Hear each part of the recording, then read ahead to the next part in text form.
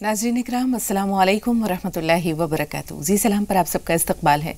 हाज़िर खिदमत है आपके महबूब प्रोग्राम राह नजात के साथ। मैं आपकी मेज़बान शगुफ्ता यास्मीन। इस स्टूडियो प्रोग्राम की रौनक को दोबाला कर रहे हैं मारूफ इस्लामी स्कॉलर और फाउंडर एंड डायरेक्टर रूहानी मरकज़ सहारनपुर। इस्तकबाल है मौलाना मजाजुल हक साहब का, इस्तकबाल है तमाम नाज़रीन की तरफ से। नाज़रीन, आप सबका भी इस्तकबाल है हमारे इस प्रोग्राम में और आपके सवालात का भी खैर मकदम रहेगा। लेकिन उससे पहले जो अपना हमारा मौजू है उसके बारे में थोड़ी सी बात कर लेते हैं। नाज़रीन, आज का जो हमारा मौजू है वो है दीन में तदब्बुर और तफक्कुर की अहमियत। हम देखते हैं कि अल्लाह ताला ने इंसान को अशरफुल मखलूक़ात बनाया, उसे अक्ल दी, उसे इल्म के ज़ेवर से आरास्ता किया। दीगर मखलूक़ात या हम कह सकते हैं कि जिनों और फरिश्तों पर इंसान की जो बरतरी है उसका एक सबब इल्म भी है। रसूल पाक सल्लल्लाहु अलैहि वसल्लम पर जो पहली वही नाजिल हुई उसमें भी यही अल्फाज मिलते हैं, यही तलक़ीन मिलती है जब हज़रत जिब्राईल अलैहिस्सलाम ने फरमाया इक़रा यानी पढ़ो। सूरह अलक़ की आयत आपके गोश गुजार करते हैं। अल्लाह ताला फरमाता है बिस्मिल्लाहिर रहमानिर रहीम, इक़रा बिस्मि रब्बिकल लज़ी ख़लक़ ख़लक़ल इंसान मिन अलक़ इक़रा व रब्बुकल अकरम अल्लज़ी अल्लमल इंसान बिल क़लम अल्लमल इंसान मा लम यअलम। यानी पढ़ो अपने रब के नाम से। इक़रा बिस्मि रब्बिकल लज़ी ख़लक़ ख़लक़ल इंसान बिल अलक़, जिसने तुम्हें पैदा किया और इंसान को जमे व खून से पैदा किया। इक़रा व रब्बुकल अकरम, पढ़ो और तुम्हारा रब करीम है। अल्लमल इंसान लज़ी ख़लक़ल इंसान इक़रा बिस्मि रब्बिकल लज़ी ख़लक़ ख़लक़ल इंसान मिन अलक़ इक़रा व रब्बुकल अकरम अल्लज़ी अल्लमल इंसान बिल क़लम, जिसने इंसान को कलम के ज़रिए सिखाया और सिखाया वो तमाम चीज़ें जो वो नहीं जानता था। तो हम देखते हैं कि पढ़ने की या इल्म हासिल करने की बहुत तलक़ीन मिलती है।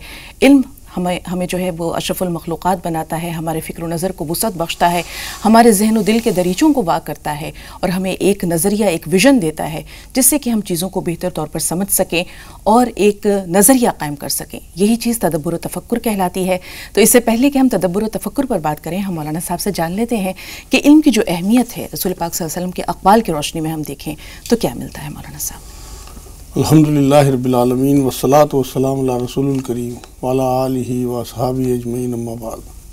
औज़ु बिल्लाहि मिनश शैतानिर रजीम, बिस्मिल्लाहिर रहमानिर रहीम। रब्बि इश्रह ली सदरी वयस्सिर ली अमरी। आपका जो सवाल है असल में इल्म की अहमियत का अंदाज़ा इस बात से लगता है कि अल्लाह रब्बुल इज़्ज़त ने इंसान को पैदा क्यों किया। असल में अल्लाह के पास तो मखलूक पहले से मौजूद थी, उसकी हम्द व सना के लिए फ़रिश्ते।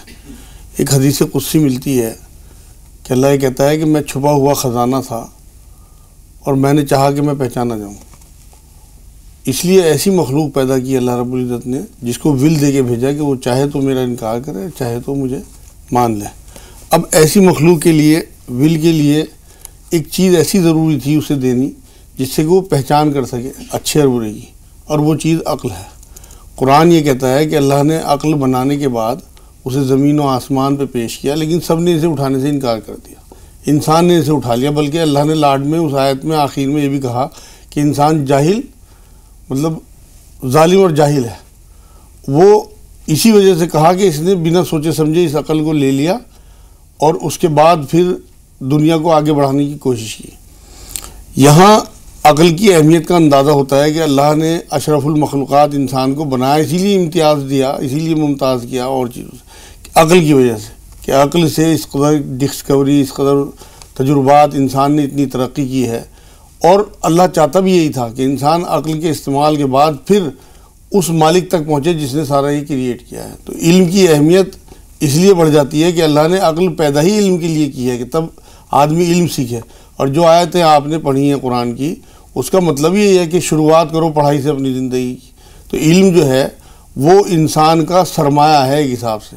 अल्लाह रब्बुल इज़्ज़त का मेन मकसद है बनाने का दुनिया में इंसान को कि वो अपनी अक्ल इस्तेमाल करके इल्म हासिल करे। और हुज़ूर सल्लल्लाहु अलैहि वसल्लम ने भी इल्म के बारे में बहुत सारी अहादीस हैं। हुज़ूर ने ये भी फरमाया कि तमाम जितने भी मुसलमान मर्द औरत हैं उन पर इल्म का हुसूल फ़र्ज़ है।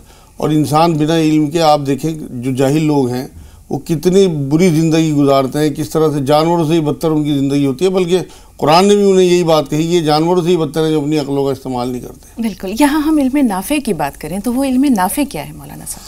इल्म नाफ़े असल में ये है कि जो अल्लाह रब्बुल इज़्ज़त की ज़ात, उसके रसूल और उसकी शरीयत जो भी नबी लेके आए हैं वो उन जाहिल या उन ना इल्म लोगों तक बात पहुँचाना और उन्हें उन गुनाहों से, उन शिर्क से, कुफ्र से बचाना, ये इल्म नाफ़े है असल में। कि जो अल्लाह का मिशन है कि मेरे बंदे जो हैं वो आग से बचें और किसी तरह जन्नत की तरफ जाएं। लोगों को बुराई से रोकना, अच्छाई की तलकीन करना इल्म नाफ़े है, जिससे जितनी भी इंसानियत है उसकी फलाह हो, उसकी ज़िंदगी आसान हो। उसलिए जो भी चीज़ें आप डिस्कवर करते हो इंसानियत के लिए, उसकी अच्छाई के लिए, उसकी दुनियावी ज़िंदगी आसान और आखिरत की ज़िंदगी आसान हो, वो सारी की सारी फलाह वाली इल्म की चीज़ें हैं। हज़रत उमर का मामूल था कि वो हर शख्स से जब वो मिलते थे तो कुछ ना कुछ पूछते थे, दरियाफ्त करते थे। यही हाल सहाबा का था। अगर हम असहाब सुफ़ा को देखें तो उनका काम ही यही था। वो हर वक्त बस दीन की तालीम हासिल करने में या आपस में उसमें डिस्कस करने में और दूसरों तक फैलाने में मसरूफ़ रहते थे। तो ये अमल हम देखते हैं कि आज बहुत महदूद हो गया है, या इसमें भी हमने जो है वो तखसीस कर ली है, दुनियावी उलूम और दीनी उलूम दोनों को दायरों में बांट दिया है या खानों में तकसीम कर दिया है। रसूल पाक के ज़माने में इल्म खानों में जो है वो मुनक़सिम नहीं था, फिर आज ऐसा क्यों हो गया है? वो असल में बस कमर्शलाइज हो गई सारी दुनिया, लोग पैसे के पीछे इस तरह से पड़े हुए हैं। इल्म का जो पहले हुसूल था, उसका मकसद जो था वो लोगों की अपनी तरबियत और अपनी ज़िंदगी को आसान और आखिरत की ज़िंदगी को आसान करना था। अब इल्म का सिर्फ़ और सिर्फ एक ही मकसद है। आप पूरे माशरे में ढूंढ के देख लें, आपको एक भी आदमी की नीयत ये नहीं मिलेगी कि इल्म सिखाने के पीछे उसकी नीयत जो है वो आखिरत है। जो हमारे दीनी मदरसे हैं, मैं सबको नहीं कह रहा, लेकिन ज़्यादातर में जो बच्चों को दाखिल किया जाता है, नीयत ये होती है क्योंकि बहुत गरीब लोग होते हैं, उनके पास खाने पीने पहनने को नहीं होता, वो उस नीयत के साथ कि बच्चे हमारे यहाँ पल बढ़ जाएंगे। जो बड़े बड़े कॉलेजेस हैं, बड़े बड़े स्कूल्स हैं, जो बहुत बड़े बड़े लोग हैं, उनका मकसद अच्छी नौकरी है या बड़ा बिजनेस। एक का भी मकसद, अब मतलब मैं 99% तो कह सकता हूँ, 100% तो इसलिए नहीं कह सकता कि अच्छे लोग अभी भी बाकी हैं।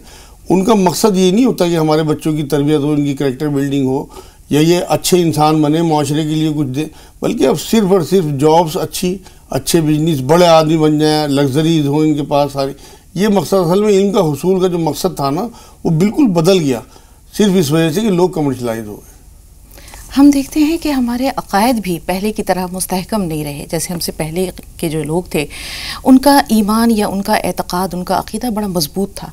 आज हम देखते हैं कि यहाँ भी हमने सब कुछ अपना मरकज़ व महवर, अपना मतलूब व मकसूद दुनिया बना लिया है, दुनियावी जाहो हशमत बना ली है, और हमने आखिरत को या यौमुल हिसाब को या रोज़े जज़ा को, मरने के बाद की ज़िंदगी को, इन चीज़ों को फरामोश कर दिया है। हम अपने बच्चों की भी जब तालीम और तरबियत करते हैं तो हम देखते हैं कि दुनिया में ये कौन सा बुलंद मकाम हासिल कर सकता है। हम ये नहीं देखते कि हमने इनकी उखरवी निजात या उखरवी ज़िंदगी के लिए क्या तरबियत की है।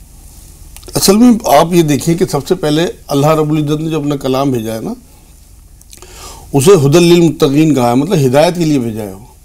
वो लोगों ने उसे सवाब का कलाम बना लिया और सिर्फ उसकी तिलावत पे ही जोर दे के बच्चों को भी कुरान सिखा देते हैं तिलावत, जब आपको यही नहीं पता कि उसमें अल्लाह क्या चाहता है, क्यों उसने कलाम भेजा, किस तरह उसमें हिदायत मिलेगी, किस तरह तकवा इख्तियार करेंगे हमारे बच्चे। असल में उस वजह से बहुत फ़र्क पड़ा है कि जो अल्लाह का कलाम है उसमें ना तो गौर व फिक्र है, ना उसका तर्जुमा पढ़ने देते हैं, ना पढ़ते हैं, मतलब ख़ुद भी नहीं पढ़ते लोग, और सिर्फ उसके 2-4 रुकू पढ़े या 1-2 पारे पढ़े और उसमें ये समझ लिया कि हमारा काम हो जाएगा। सवाब की किताब वाकई वो है, लेकिन असल में जो मकसद कुरान को भेजने का था वो हिदायत तब मिलेगी जब उसे इल्म हासिल करेंगे, उसका उसमें गौर व फिक्र करेंगे। इसीलिए बच्चों को ज़रूर इल्म जो है वो शुरुआत जो करें वो कुरान से करें, और इल्म में भी बांटे ना बिल्कुल भी कि दुनियावी इल्म और असली इल्म अलग अलग हैं। तमाम पूरी दुनिया का जो इल्म है वो हमारा इल्म है, हमारे लिए अल्लाह ने उतारा है, अकल हमें दी है, सीखने के लिए दी है। आज जितनी भी कौमें तरक्की पे हैं वो आप देखें वो सिर्फ इसी वजह से हैं कि वो अल्लाह की इस पूरी कायनात में फैली हुई चीज़ों पे गौर व फिक्र करते हैं, डिस्कवरी करते हैं, और फिर लोगों की फ़ायदे के लिए उन चीज़ों का इस्तेमाल लोगों के लिए कराते हैं जिससे उन्हें इज़्ज़त मिलती है।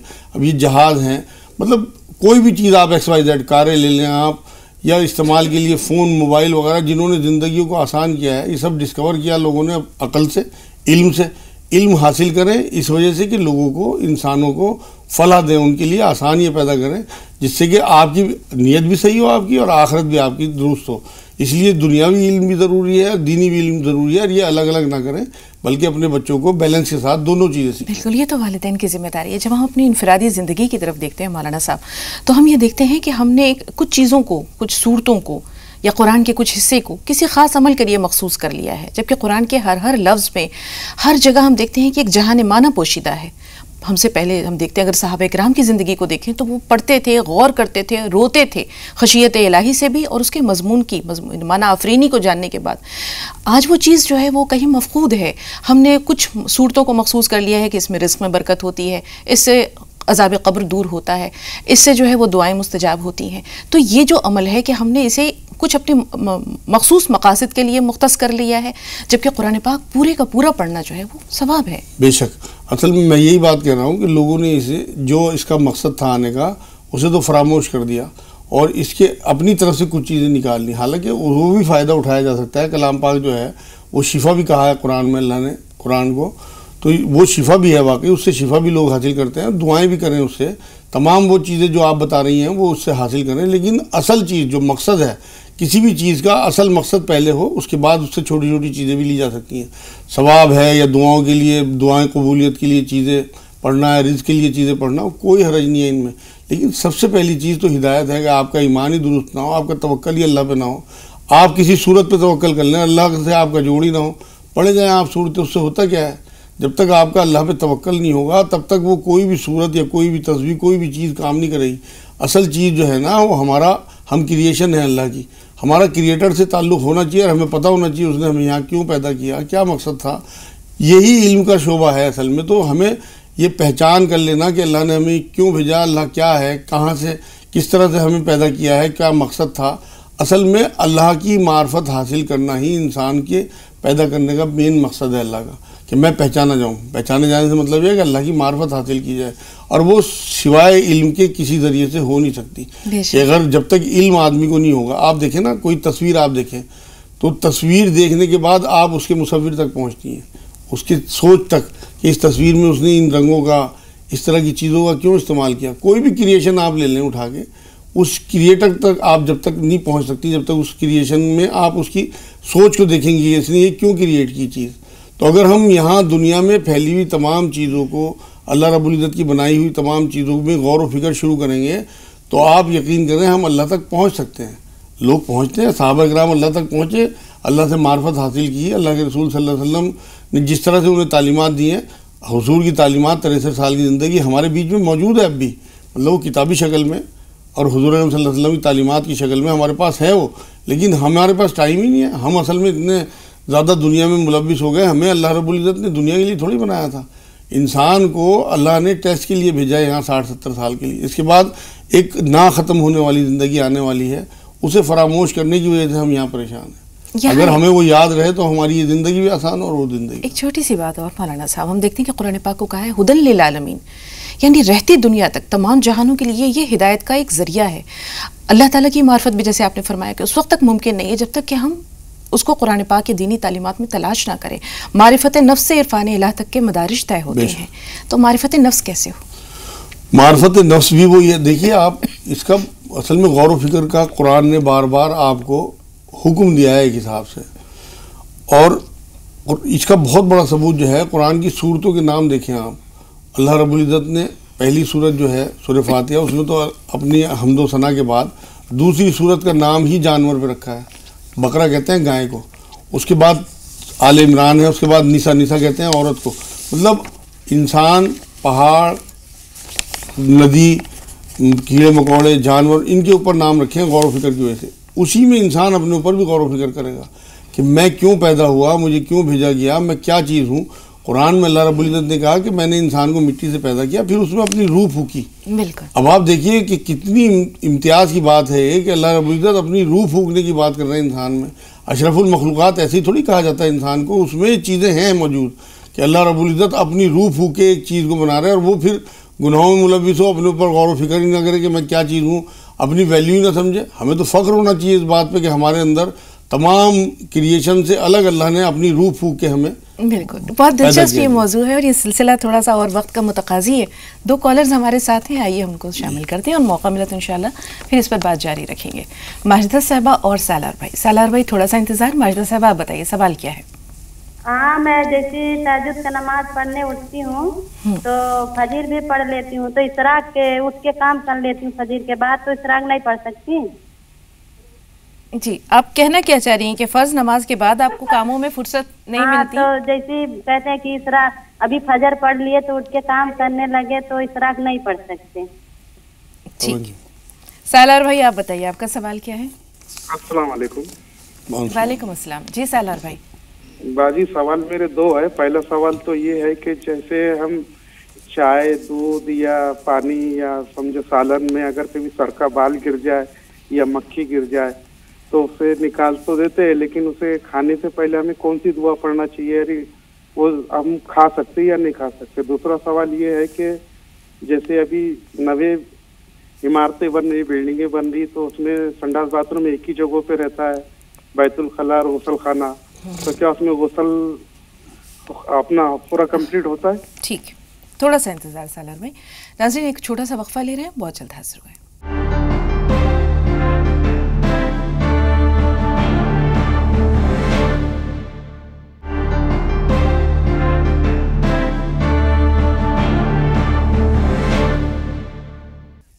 नाज़रीन, वक्फे के बाद एक बार फिर आप सबका इस्तकबाल है। आइए सवालात की जानिब बढ़ते हैं। बहन ने जो सवाल किया, मौलाना साहब के तहज्जुद की नमाज़ पढ़ लेती हैं, फजर भी अदा होती है, मसला इश्राक का है, उसके लिए क्या करें? असल में अल्लाह रब्बुल इज़्ज़त ने हमारे ऊपर जो नमाज़ फ़र्ज़ दी की हैं वो 5 नमाज़ें हैं और बाकी नफिल हैं। नफिल कहते हैं नफ़े को, तो वो हमारे अपने ऊपर है, ऑप्शनल है। अगर हम पढ़ना चाहें और पढ़ सकें तो पढ़ें, वरना कोई गुनाह नहीं है अगर छूट जाए वो कामों में। बल्कि उनके ऊपर घर के काम ज़्यादा फ़र्ज़ हैं, अपने बच्चों को स्कूल भेजना, अपने हस्बैंड को ऑफिस भेजना, घर के काम करना। फ़र्ज़ नमाज़ों के बाद पहले ये फ़र्ज़ है। अगर एक भी नफिल वो नहीं पढ़ेंगी, तहज्जुद भी नहीं पढ़ेंगी तो चलेगा। घर के कामों से अगर वो कोताही करेंगी और उनके हस्बैंड नाराज़ होंगे या बच्चों को दिक्कत होगी तो उसमें अल्लाह के यहाँ उनको जवाब दे होंगी, बल्कि नफिल नमाज़ों की कोई जवाब दे वो नहीं है। जी, सालार भाई का सवाल यह है कि कुछ खाने पीने की चीज़ों में अगर बाल गिर जाता है तो वो तो चीज़ निकाल दी जाती है, लेकिन क्या वो काबिल इस्तेमाल रहती है? बिल्कुल काबिल इस्तेमाल है, बल्कि मक्खी गिरने का भी उन्होंने जिक्र किया है। हुज़ूर अकरम सल्लल्लाहु अलैहि वसल्लम ने एक बार ये बात फरमाई, कभी अगर तुम्हारे खाने पीने की चीज़ों में मक्खी गिर जाए तो उसे अच्छी तरह डुबो लो, क्योंकि एक पर में उसके नुकसान है और एक पर में उसके फ़ायदा है, तो वो बराबर हो जाता है, बैलेंस हो जाता है। पूरी हदीस है उसके बारे में, उसे डुबो के फेंक दो मक्खी को, उसके बाद उस चीज़ को आप इस्तेमाल कर सकते हो। कोई दुआ वगैरह उसे मज़ीद पाक करने के लिए? बिस्मिल्लाह पढ़ के खा लें, एक तो अल्लाह का नाम लेके, और एक इन्ना रब्बी अला कुल्ली शैइन हफीज़, कि बेशक मेरा रब हर चीज़ से हिफाजत करने वाला है। तो जब वो हिफाजत की दुआ पढ़ के खाएंगे तो इंशाल्लाह कोई नुकसान नहीं होगा। जी, अब मसला जो है वो अटैच्ड बाथरूम का है। अब देखते हैं कि गुस्ल खाना भी वहीं है, बैतुल खला भी वहीं है। बहुत से लोग होते हैं जो गुस्ल करने के बारे में जो उनके दिमाग में ये शक होता है कि न जाने हमारा गुस्ल हुआ या नहीं हुआ। नहीं, बिल्कुल गुस्ल हो जाता है। जिस ज़माने में हम रह रहे हैं इसमें पूरे पक्के बाथरूम बनते हैं। पहले ज़माने में जब तक ये सीमेंट वगैरह का मामला नहीं था तो मिट्टी होती थी, तो उस टाइम जो है वो मिट्टी के टाइम में वो मिट्टी पे गंदगी गिरती थी और उसमें जज़्ब हो जाती थी और वो काफ़ी देर तक गीली रहती थी मिट्टी, तो उस टाइम तो वो पाकी की वो मामला जो था ठीक नहीं था। लेकिन अब जिस तरह के बाथरूम हैं, पत्थर या ईंटें वगैरह लगने के बाद सीमेंट के फर्श होते हैं, उसमें वो गंदगी बहा दी जाती है, बल्कि 3 बार पानी बहा दें वहाँ से जहाँ पे भी गंदगी उन्हें महसूस हो रही हो। और कोई वहम ना करें, इस्लाम में ना घिन है ना वहम है, सिर्फ पाकी है और सफाई है। तो इसलिए बिल्कुल आप अपना दिल पक्का रखें कि आप पाक भी हो रहे हैं, आपका गुस्ल भी हो रहा है, और ये तमाम इस तरह के बाथरूम इंशाअल्लाह ताला आपकी तहारत के लिए ठीक है। बहुत शुक्रिया। परवीन साहिबा, फरमाइए आपका सवाल क्या है? अस्सलाम वालेकुम। जी परवीन साहिबा, वालेकुम अस्सलाम, सवाल बताइए। मैडम, मुझे 3 साल हो गए मेरी शादी को और मैं बेलौद हूँ, मुझे ये दुआ बता दीजिए। और मेरी जो 3 रसोली थी उसका ऑपरेशन हो चुका है, 1 साल हो गई और मुझे फिर से रसोली हो गई है। तो मैं चाह रही हूँ कि आप मुझे कुछ मौलाना साहब से कोई दुआ करवा दीजिए। और आप ये बताइए कि ये रसोली आपको कहाँ पर है परवीन? जी, रसोली ओवरी में है। क्या कह रही? ये आपको जो रसोली है इस जिसका ऑपरेशन होना है ये कहाँ है? मेरा ऑपरेशन हो गया, यूट्रस में है। यूट्रस में दोबारा फिर हो गई। जी, तो यहाँ हम आपसे अगर कुछ हिकमत के बारे में जानना चाहें मौलाना साहब, आपको इसमें भी यद-ए-तौला हासिल है, तो ज़रूर जानेंगे कि रसोली दोबारा ना हो इसके लिए हिकमत में क्या मौजूद है। लेकिन उससे पहले रेहाना साहिबा से बात कर रहे हैं। फरमाइए रेहाना साहिबा, सवाल क्या है आपका? अस्सलाम वालेकुम। वालेकुम अस्सलाम। अस्सलाम वालेकुम। वालेकुम अस्सलाम। जी रेहाना जी, मैं कहना चाह रही हूँ, तो मेरे हस्बैंड को गुस्सा बहुत आता है, मेरा जल्द सी बात पे गुस्सा करते हैं और अल्लाह को बिल्कुल नहीं मानते, और कुछ बोलो तो बोलते हैं कि कोई किताब के बारे में, किसी बारे में बताओ, बोलते हैं कि ये तो इंसानों ने लिखी हुई है, कोई ऊपर से थोड़ी लिखी हुई है। बिल्कुल मतलब मानते ही नहीं है अल्लाह को, और बिल्कुल मतलब घर में भी गौर नहीं करते, बच्चों को नहीं देखते, कुछ नहीं करते, पता नहीं नाम क्या क्या बात है। रेहाना साहबा, आपके शौहर का नाम क्या है? मुमताज आलम। मुमताज आलम। जी जी जी मौलाना साहब। पहले तो सवाल बहन का जिनके रसौली है वो ये करें कि 3 इंजीर रोज़ निहारू खाना शुरू कर दें। अगर उन्हें शुगर हो तो रात को भिगो दें, सुबह पानी फेंक दें उसका, इस तरह से खा लें जिससे कि उसका मीठा जो है वो पानी में चला जाए। वरना 3 इंजीरें रोज़ खाएं वो, इंशाल्लाह निहारू उनकी रसौली जो है वो पहले घटनी शुरू हो जाएगी। और एक सोया के बीज आते हैं, वो निहारू 3 दिन तक पीरियड से पाक होने के बाद खाएं। पीरियड से पाक होने के बाद पहले, दूसरे, तीसरे दिन निहारू सोया के बीज 1 चुटकी दूध से, 1 चुटकी सोया के बीज दूध से निहारू 3 दिन तक पाक होने के बाद, और 3 इंजीर रोज़ निहारू खाती रहें।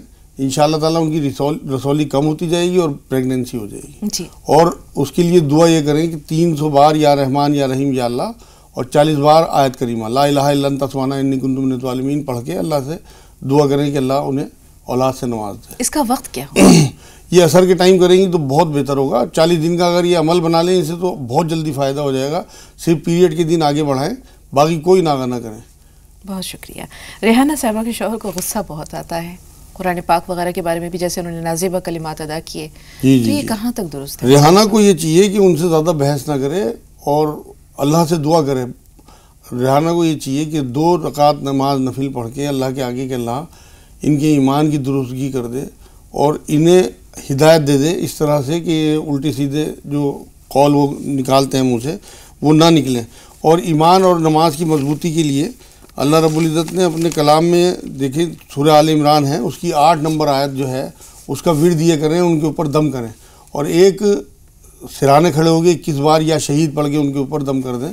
इंशाल्लाह 3-4 दिन में बहुत फ़ायदा नज़र आने लगेगा। लेकिन बहस ज़्यादा ना करें, उससे बचें, क्योंकि उनके मुंह से जितने उल्टे सीधे कलमे निकल रहे हैं वो उनके नाम लिखे जा रहे हैं। कुरान में अल्लाह रब्बुल इज़्ज़त ने कहा है कि तुम तो अमल करके भूल जाते हो लेकिन मैं लिख लेता हूँ, तो उनके सारे वो अमाल लिखे जा रहे हैं। इसलिए ऐसा ना हो खुदा ना खास्ता इस हालत में अगर उनकी मौत हो गई तो कुफ्र की हालत में होगी।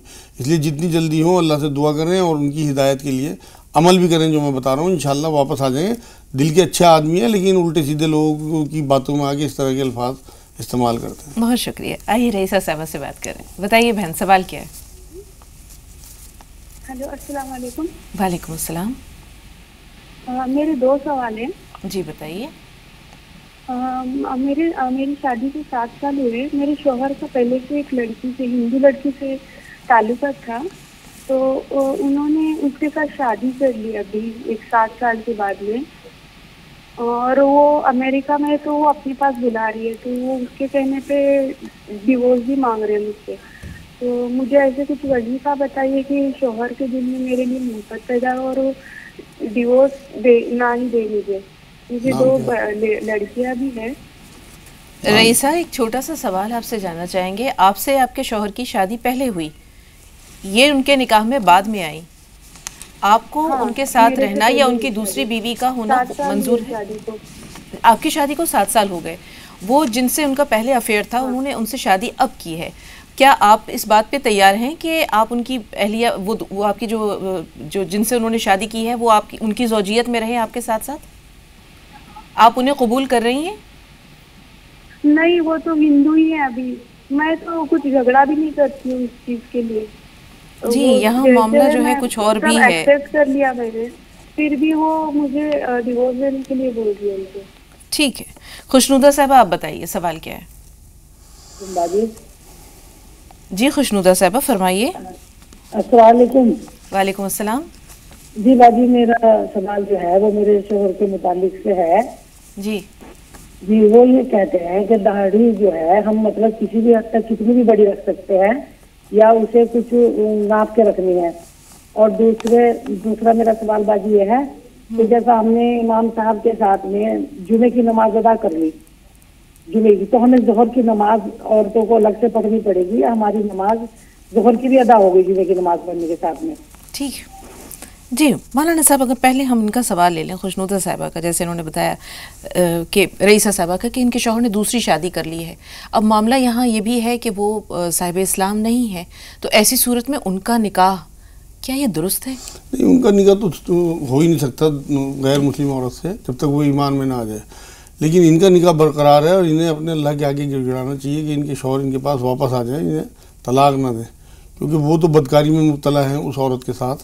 इन्हें ये चाहिए कि ईशा के बाद 360 बार रब्बी अन्नी मगलूबुन फंतसिर, सूरह कमर की 10 नंबर आयत है ये, रब्बी अन्नी मगलूबुन फंतसिर 360 बार ईशा के बाद मुस्तकिल पढ़ें।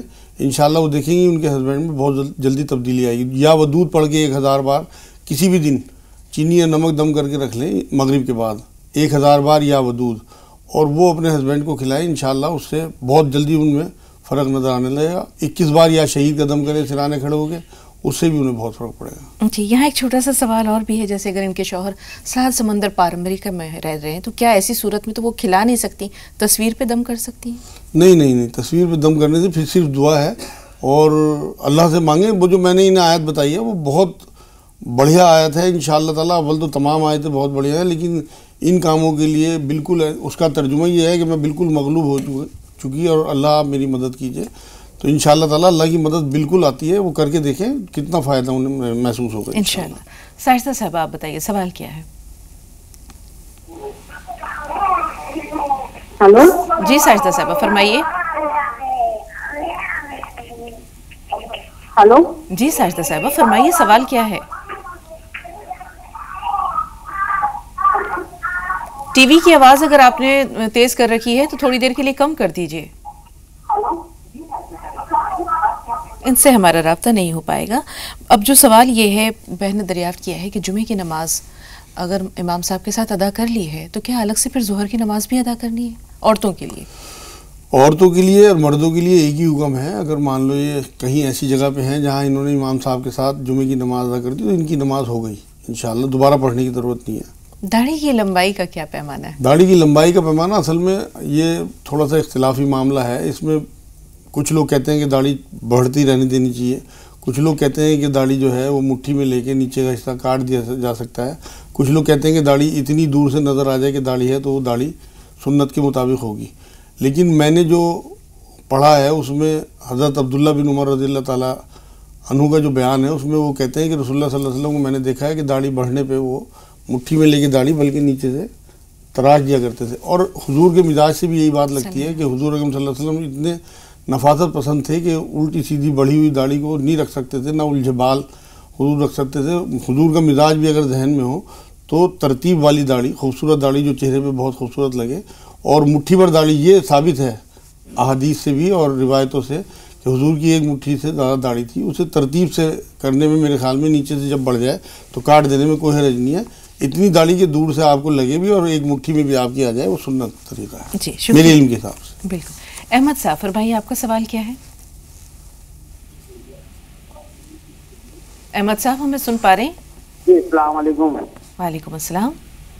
मैम मैं कुरान शरीफ रखा है कम से कम 4 साल हो गए। मेरी एहलिया जो है वो इंग्लिश में है और अरबी में है, मुझे नहीं आता है कुरान शरीफ पढ़ना।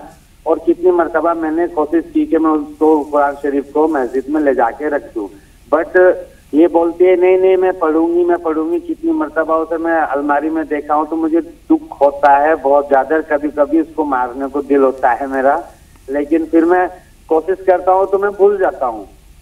और दूसरी बात ये अहमद साहब जी हाँ, अभी दूसरा सवाल अपने जहन में रखिएगा। पहले सवाल के ताल्लुक से ये जान लें, आप खुद कुरान पाक का मुताला करते हैं, तिलावत करते हैं?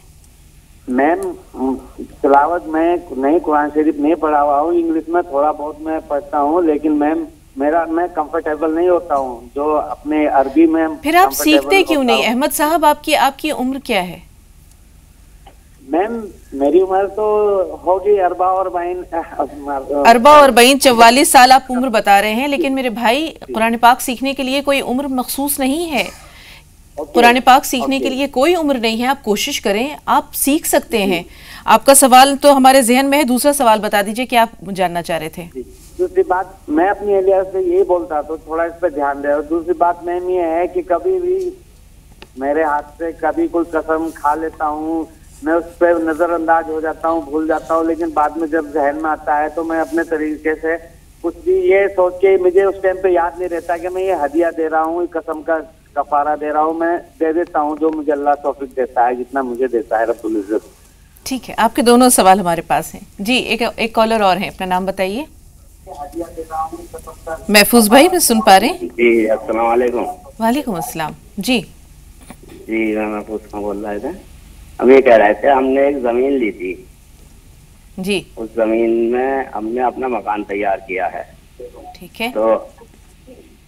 तो उस जमीन में हमने अपना मकान तैयार किया है, लेकिन उसका ढांचा बन गया है और उसका लेंटर नहीं पड़ पा रही है। 7-8 साल हो गए, सारे काम हमारे हो रहे हैं, गाड़ियाँ चलती हैं, सब काम है, शादी भी हुई, सब काम हो रहे हैं, लेकिन बस सिर्फ वो मकान तैयार ना हो पा रही है। उसके बारे में पूछना चाह रहे हैं कि क्या करें उसमें। ठीक है, ये बताइए, मकान तामीर करने के लिए आपने कोई लोन तो नहीं लिया था?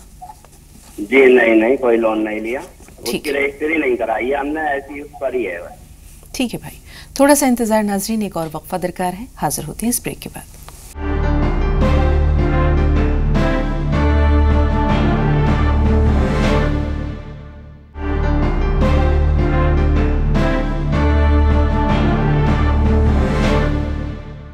नाज़रीन, वक्फे के बाद एक बार फिर आप सबका इस्तकबाल है। 3 सवालात हमारे पास हैं।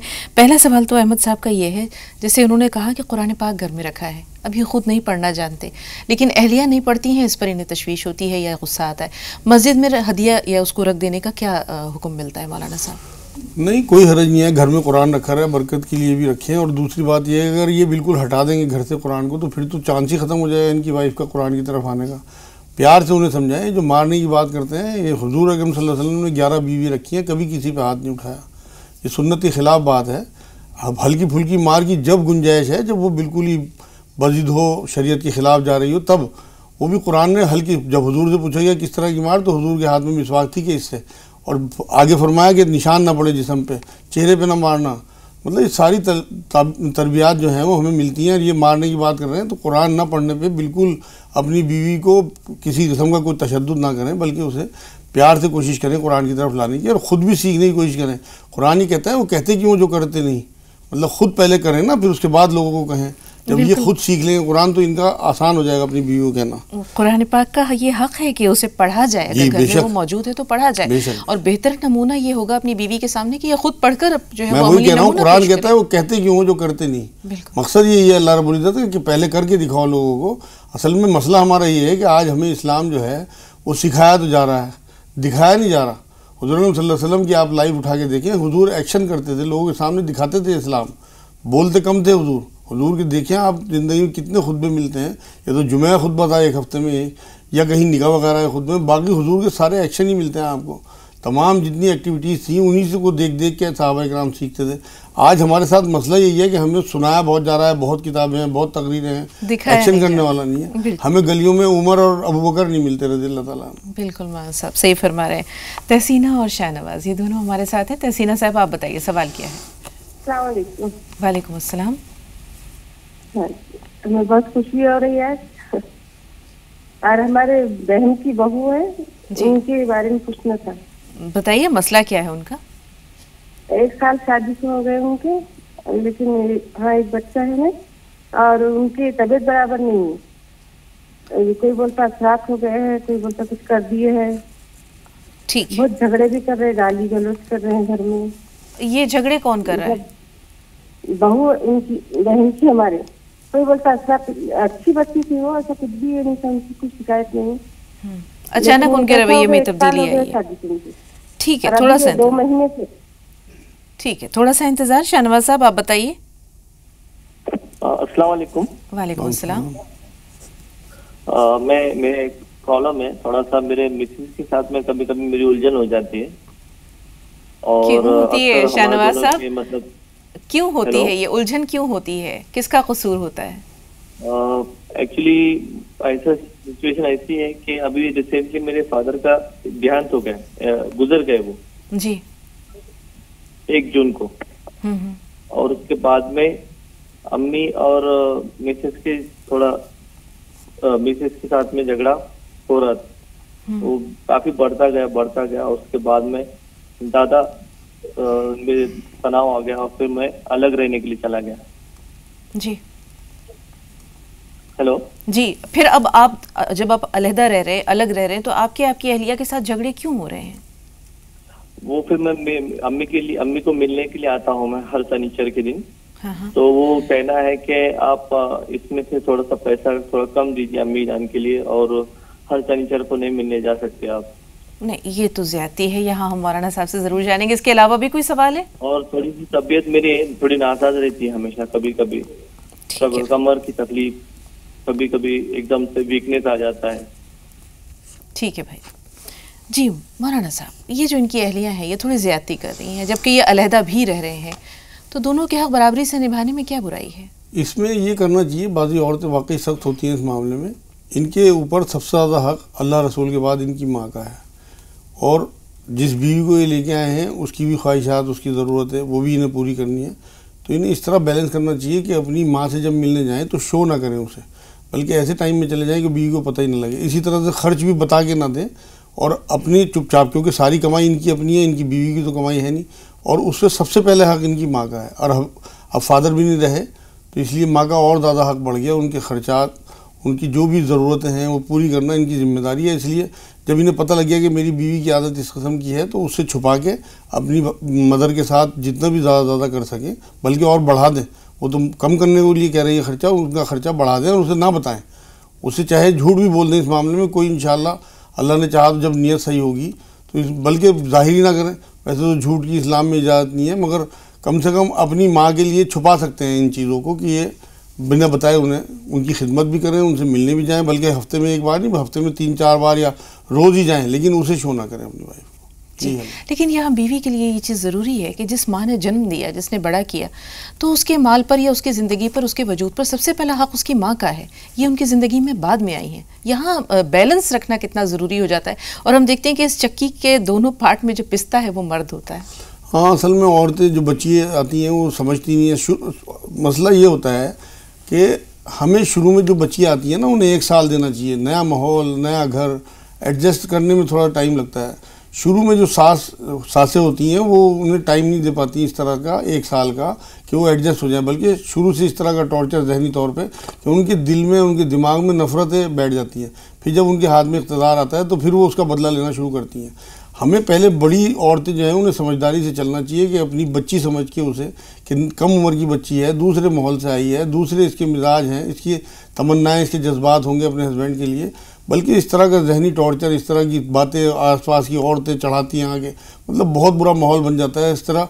और वो जहनी टॉर्चर जब उनका होता है तो वो कभी ज़िंदगी में उसके दिमाग से वो चीज़ें निकल ही नहीं पाती, बल्कि जब उसे मौका मिलता है वो अपनी सास से बदले लेने लगती है, इस तरह से जिस तरह से आप बता रहे हैं। बिल्कुल, ये एक मुस्तकिल मौजू है, इंशाल्लाह आपके साथ एक पूरा एपिसोड करेंगे।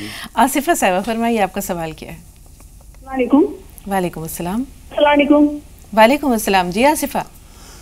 जी मेरे लड़के की शादी है ना, नहीं हो रहा। छोटे लड़के का हो गया, बड़े लड़के का पहले लड़की से कुछ था अफेयर, वहाँ अमेरिका में है वो लोग, अमेरिका में है वो बच्चा, मेरा लड़का। हेलो आसिफा, आपकी आवाज़ बहुत मध्यम आ रही है, ज़रा बुलंद आवाज़ से बोलिए। अच्छी बात। मेरा लड़का है ना अमेरिका में है, उसका शादी उसका शादी के लिए हम बहुत है ये है, मगर वो नहीं हो रही शादी। आ रहे हैं संबंध तो आ रहे हैं, कई रिश्ते आ रहे हैं, मगर हो नहीं पा रही। मुझे कुछ दो इससे पहले मेरे लड़के की किसी और से अफेयर था, तो वो तो खत्म। मैं हाफिज साहब के पास जाके, मुफ्ती साहब के पास जाके जो बोले वो करी। अब वो बोले नहीं अब्बा शादी हो जाएगी बोले। अरे वो जल्दी दुआ बोल दीजिए मुझे, बच्चे के लड़के जल्दी करनी चाहिए चाहती हूँ मैं, और उम्रा और हज करने का भी इरादा है मुझे। इंशाल्लाह अल्लाह आपके इरादों को पाए तकमील तक पहुंचाए। आप ये बताइए, आपके बेटे की जहाँ पहले बता रही हैं कि उनका अफेयर था, वो सिर्फ एक अफेयर था या कोई मंगनी वगैरह भी हुई थी, एंगेजमेंट वगैरह भी हुई थी? कुछ सिर्फ अफेयर था। ठीक है, फिर इंशाल्लाह रिश्ते आएंगे। कागज और कलम रखिए अपने पास। शादाब साहब, आप बताइए आपका सवाल क्या है? शादाब, हमें सुन पा रही हैं? ऐसा शहनाज साहिबा फोन लाइन पे मौजूद हैं? जी अस्सलाम वालेकुम। वालेकुम अस्सलाम। अस्सलाम वालेकुम। वालेकुम अस्सलाम। जी हाँ, मैं ना ये सवाल है, मेरी छोटी बहन है, उनके शोहर ने एक गाड़ी ली थी 2012 में, तो उनकी चोरी मतलब 6 महीने बाद ही वो गाड़ी चोरी हो गई उनकी। अब वो गाड़ी चोरी हो गई थी उनकी। अब उसके बाद में मतलब वो सब बहुत ज्यादा परेशानी, केस में भी कोर्ट में भी केस डाला था उन्होंने, लेकिन वहां से भी कुछ नहीं अभी मतलब फाइनल नहीं हो रहा। और इधर मतलब जो किस्त पे ली थी उन्होंने गाड़ी वो भी रुकी हुई है।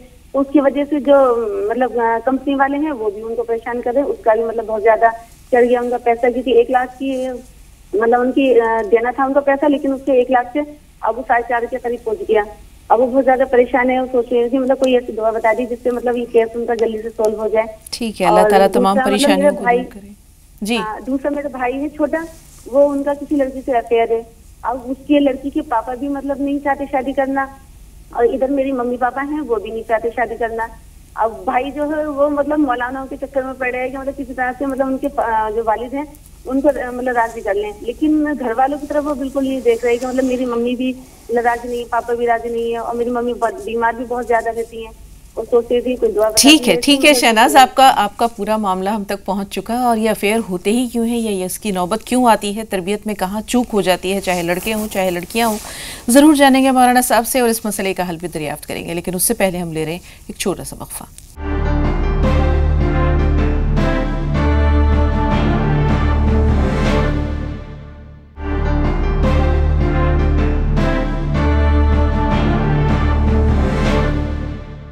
नाज़रीन, ब्रेक के बाद एक बार फिर आप सबका इस्तकबाल है, सवालात की जाने बढ़ रहे हैं। अब शाहनवाज साहब का एक सवाल ये भी है कि इनकी तबीयत ख़राब रहती है, जैसे उन्होंने बताया कमर में दर्द की शिकायत है। जी, इन्हें चाहिए तो कमर के नीचे रात को 10 मिनट तकिया रखा करें, जब नींद आने लगी निकाल दें। दूसरा यही करें कि हल्दी डाल के दूध पिया करें रात को सोते हुए, कम से कम आधा चम्मच हल्दी 1 गिलास दूध में डालें, उससे इंशाल्लाह इनकी कमर को बहुत फ़ायदा होगा। जी, सवालात कई है, इख्तिसार की गुजारिश है मौलाना साहब। अहमद साहब ने फरमाया था कि कसम खा लेते हैं, भूल भी जाते हैं, याद आता है तो उसका कफ़ारा अदा कर देते हैं, लेकिन बात बात पे कसम खा लेना क्या ये सही है? नहीं, कोई हरज नहीं है। कुरान ने कहा है कि अगर तुम्हारी नीयत जो है वो ठीक है और आदतन तुम कसम खाते हो तो इसमें कोई पकड़ नहीं है, बल्कि जो तुम कसदन कसम खाओगे और उसे पूरी नहीं करोगे तो उसका फिर कफ़ारा भी बयान किया है। तो इसलिए अगर ये इस तरह से कसम खा के भूल जाते हैं और फिर कफ़ारा देते हैं, कोई हरज नहीं है इसमें। जी। अब मकान नामुकम्मल है, मुकम्मल नहीं हो पा रहा, तामीर नहीं हो पा रही, क्या रुकावटें हैं? वो अल्लाह की तरफ से ही कई बार किसी हादसे से रोकना हो, अल्लाह ने किसी उसमें कोई और चीज़ लिखी हुई हो, हमें लगता है कि हमारे काम नहीं हो रहा है, अल्लाह को पता है कब किसका क्या काम करना है। उसमें फिर ये करें कि किसी दिन वज़ू करके और 41 बार सूरह फातिहा पढ़ के बिस्मिल्लाह के साथ हर बार, और पानी पे दम करें और सब कोनों में उस मकान के वो पानी छिड़क दें, इंशाअल्लाह वो तामीर हो जाएगा। जी। अब असरात बताते हैं लोग। ये तहसीना साहबा ने कहा कि इनकी बहन की बहू हैं और 2 महीने से वो झगड़े कर रही हैं, बहुत चिड़चिड़ी हो गई हैं, क्या वजह है? जी, असल में शादी के बाद बच्चियों का सबसे बड़ा जो ख्वाहिश होती है वो बच्चे होना होती है, और उसमें फिर आसपास की औरतें, घरों की औरतें ये टॉर्चर करती हैं कि इसके ऊपर तो असरात हैं, इसकी कोख बंधवा दी, तो उस जहनी तौर पे बच्चियाँ कई बार डिस्टर्ब हो जाती हैं। उन्हें ये चाहिए कि उस बच्ची का इलाज कराएं तो किसी डॉक्टर से, और मौलाओं के मतलब इस तरह के इलाज के चक्कर में ना पड़े जादू वगैरह, कि जादू कभी अल्लाह की मर्जी के बिना नहीं होता और कोई किसी की कोख नहीं बनवा सकता। कुरान में अल्लाह रब्बुल इज़्ज़त ने बात कही है, किसी को लड़के दूँ, किसी को लड़की दूँ, किसी को दोनों दूँ, किसी को बांझ रखूँ, मेरे हाथ में है। तो किसी के हाथ में बच्चे देना नहीं है, इलाज कराएं, इंशाल्लाह बच्चे हो जाएंगे। जो मैंने एक सवाल के जवाब में बताया था कि वो शहद और दूध रात को पिएं, इंशाल्लाह 3 इंजीरें निहार मुँह खाएँ, अंदर कोई इन्फेक्शन होगा ख़त्म हो जाएगा। सोया के बीज आते हैं, 1 चुटकी बीज पीरियड से नहाने के बाद पहले, दूसरे, तीसरे दिन निहार मुँह खाएँ, इंशाल्लाह प्रेगनेंसी हो जाएगी। अपने हस्बैंड का भी चेकअप कराएं, हो सकता है उनमें कोई कमी हो, लेकिन इसमें पड़े, इस चक्कर में ना पड़े कि जादू है और कोक बंदी भी है। जी। नौशाद साहब और इरफान भाई थोड़ा सा इंतज़ार। नौशाद साहब आप बताइए, सवाल क्या है? अस्सलाम वालेकुम। वालेकुम अस्सलाम। जी, मैं जानना चाह रहा था, मैंने एक जगह ली थी, मुझे थोड़ी परेशानी आ गई है। 2 साल पहले एक जगह ली थी जी, उस पर मैं काम कर रहा था, फैक्ट्री डाली हुई है, तो किसी ने केस कर दिया मेरे ऊपर जी। उसके लिए मैं जानना चाह रहा था, केस कर दिया ऐसे कि उसमें जब हमने उसकी चिनाई चालू करी तो कुछ नहीं था, मकान बनने के बाद उस पर पूरा 3 मंजिल उसको बना दिया, फैक्ट्री बनी हुई है, उसके ऊपर केस कर दिया है। केस के ऊपर हमने भी वकील किया, तो उसके बाद अब एक ख्वाब की बात बताता हूँ मैं आपको। नौशाद साहब, केस पहले आपका ख्वाब जरूर सुनेंगे, ये बताइए केस क्यों किया? जमीन आपने खरीदी, रजिस्ट्री करवाई, मकान तामीर किया, फिर किस बुनियाद पर उन्होंने मुकदमा किया है? वो कह रहे हैं इस तो पहले से 1998 से हम लोग केस लड़ रहे हैं, लेकिन हमें इस चीज का पता नहीं था। 4 रजिस्ट्री हमारे पास पहले की हैं, उनका इंतकाल भी है, सब कुछ है। तो वकील क्या कह रहे हैं? वकील तो कुछ नहीं कह रहे जी, वो तो कह रहे हैं जी देखो करते हैं, कोशिश करते हैं। वो दूसरे वाले पक्ष के वकील हमको डराते हैं फिर प्रशासन से कब्जा ले लेंगे। ठीक है, अब अपना ख्वाब बता दीजिए, ख्वाब बयान कर दें। ख्वाब तो देखिए, हमने ख्वाब जब वकील हमने किया नोटिस आने के बाद, तो उसके बाद एक रात को हमें रेलगाड़ी का इंजन दिखाई दिया। रेलगाड़ी आ रही है, हमारे सब फैमिली तो सो रही है, परिवार के सो रहे हैं और सब सो रहे हैं, और उसको फिर आँख खुली हमने तो रेल का इंजन रुक गया। जैसे हमने वकील किया, रेल का इंजन रुक गया और सब हट गए वहां से। रेल के इंजन के अंदर से एक रक्षा सा निकला छोटा सा, और किसी एक हमारे लेबर वाले को थोड़ी सी टक्कर मारी उसने। जी, ये इनका ख्वाब आप तक पहुंच चुका? ठीक है, इरफान भाई आप बताइए सवाल क्या है। इरफान भाई सुन पा रहे हैं? हाँ जी सुन पा रहा हूँ। जी जी फरमाइए, सवाल क्या है? ये सवाल मेरा ये है कि जैसे हमने गुस्ल करा, गुस्ल करने के बाद में नहा धो के फारिग हुए, तो हम जी सुन पा रहे हैं। टीवी की आवाज थोड़ी देर के लिए कम कर दें। गुस्ल करा हमने, और हाँ। गुस्ल करने के बाद में हम नहा धो के मस्जिद में जाते हैं, तो क्या हमें गुस्ल करने क्या नाम वजू करने की वो जरूरत है या नहीं? जी जी, गुस्ल करने के बाद असल में मामला यह है, जिस तरह से हुजूर अकरम सल्लल्लाहु अलैहि वसल्लम गुस्ल किया करते थे उसमें वजू हो जाया करता था। इसलिए आपको मस्जिद में जाने के बाद अगर आपका वजू नहीं टूटा इस वक्फे में, तो कोई वजू करने की ज़रूरत नहीं है और आप नमाज पढ़ सकते हैं। यानी इन्होंने अगर गुस्ल के जो फ़राइज़ हैं वो पूरे कर लिए तो फिर वजू की ज़रूरत नहीं है। ठीक है, नौशाद साहब ने जो केस बताया, ज़मीन ली उन्होंने, फिर उस पर काफ़ी तामीर भी कर लिया, अब मुकदमा एक जो है वो आड़े आ रहा है, क्या किया जाए? उन्हें नौशाद साहब को ये चाहिए कि एक तो अल्लाह रब्बुल इज़्ज़त से दुआ भी करें और नमाज़ें अपनी दुरुस्त रखें। हर नमाज के बाद अल्लाह से दुआ करें कि इस झंझट से निकाल दे, और 360 बार रब्बी अन्नी मगलूबुन फंतसिर कोई भी घर का एक आदमी रात इशा के बाद पढ़े, और उनसे बाहर समझौता करने की कोशिश करें जितना भी कोशिश हो, क्योंकि महीनों केस चलता रहेगा, जहनी टॉर्चर में रहेंगे। अगर थोड़ा बहुत नुकसान पैसों का होता है और बात बन जाती है तो कोशिश करें कि बाहर फैसला कर लें, और डरें सिर्फ अल्लाह से। उनके वकील जो उन्हें डरा रहे हैं बिल्कुल परेशान ना हो, अपने अल्लाह पे पूरा भरोसा रखें। उन्होंने पैसे दिए, इंशाल्लाह उनकी हिफाजत अल्लाह करेंगे। रब्बी अन्नी मगलूबुन फंतसिर 360 बार ईशा के बाद पढ़ेंगे। बहुत शुक्रिया। शबाना और सायरा। शबाना साहब पहले आपसे मुखातिब है, सवाल बताइए। रब्ता नहीं रहा। सायरा साहबा आप फोन लाइन पे मौजूद हैं? जी सायरा सुन रही हैं हमें? हाँ जी आवाज आ रही है। हेलो अस्सलाम वालेकुम। वालेकुम अस्सलाम। जी सवाल बताइए। ये सवाल मेरे को ये पूछना है कि मेरे बच्चे नमाज ही नहीं पढ़ते हैं। हम इतना कहती हूँ नमाज पढ़ने की, और जब से 1 साल से मैं आपका प्रोग्राम देख रहा हूँ, अल्लाह का करम है, मैं जब से नमाज की पाबंद। आप तो पढ़ रही हैं, ये बताइए कहीं आपने उन्हें तलकीन करने में देर तो नहीं कर दी सायरा? उनकी उम्र क्या है? बच्चों की उम्र क्या है? 13 साल का है और एक लड़की 8 साल की है। नहीं अभी तो वक्त है। ठीक है, मौलाना साहब कोई दुआ जरूर बताएंगे, लेकिन हमारे पास सवालात और भी हैं। आप कुछ और कहना चाह रही हैं? जी हाँ, मेरे को ये पूछना है कि अल्लाह ताला से नहीं चाहती कि अल्लाह ताला मेरी मग़फ़िरत कर दे, तो उसके लिए कोई दुआ बताएं कि मैं अल्लाह से वो दुआ करती रहूं कि अल्लाह मग़फ़िरत अता फरमा दे। ठीक है, आमीन।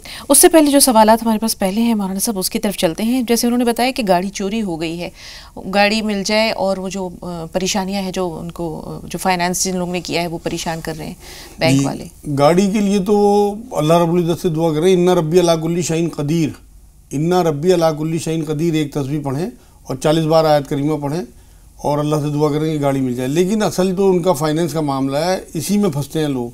सबसे सख्त आयत कुरान की सूरह बकरा में 279 नंबर आयत कि जो लोग ब्याज का काम ना छोड़ें अल्लाह रसूल से जंग के लिए तैयार हो जाएं, तो वो इसी तरह के टंटों में फंस जाते हैं। जो लोग ब्याज का काम नहीं छोड़ते बल्कि ब्याज पे इस तरह की चीज़ें लेते हैं, उन्हें सबसे पहले चाहिए चाहे अपनी बीवी का जेवर बेचें या कोई और चीज़ बेच के फाइनेंस का पूरा कर दें, फिर दुआ करें अल्लाह से कि अल्लाह मेरी गाड़ी दिलवा दी, इंशाल्लाह गाड़ी का कोई ना कोई हल निकलेगा। वक्त कम है, सवाल ज़्यादा हैं। अब यहाँ एक सवाल इन्होंने बताया कि बच्चे जो हैं वो नमाज नहीं पढ़ते, 8 साल 13 साल की उम्र है, और अभी जो लकड़ी है वो थोड़ी कच्ची है, मोड़ी जा सकती है? बिल्कुल इंशाल्लाह ये दम करें उनके बच्चों के ऊपर। जब ये सुबह बच्चे इनके उठते हैं, माथे पे हाथ रख के 21 बार या शहीद आसमान की तरफ देख के पढ़ें।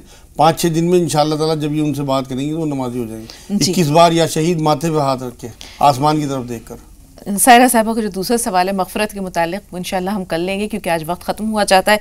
इसी तरह शहनाज साहबा का सवाल बहुत अहम है कि उनके भाई को किसी लड़की से जो है वो लगाव है, शादी करना चाहते हैं लेकिन तरफ़ैन राज़ी नहीं है। यहाँ पर बहुत तफसील दरकार है, वक्त कम है, आज इख्तिसार की गुंजाइश नहीं है, इसलिए इजाज़त तलब करते हैं। लेकिन उससे पहले मौलाना साहब का बहुत शुक्रिया अदा करना चाहेंगे स्टूडियो में तशरीफ़ आवरी के लिए, तमाम नाज़रीन की भरपूर रहनुमाई के लिए। अल्लाह आपको जज़ाए खैर दे। तो नाज़रीन हमारी और आपकी आज की मुलाकात यहीं तक। जी सलाम पर बिला तवक्कुफ़ 25 अहम खबरें आपके पेश नज़र है।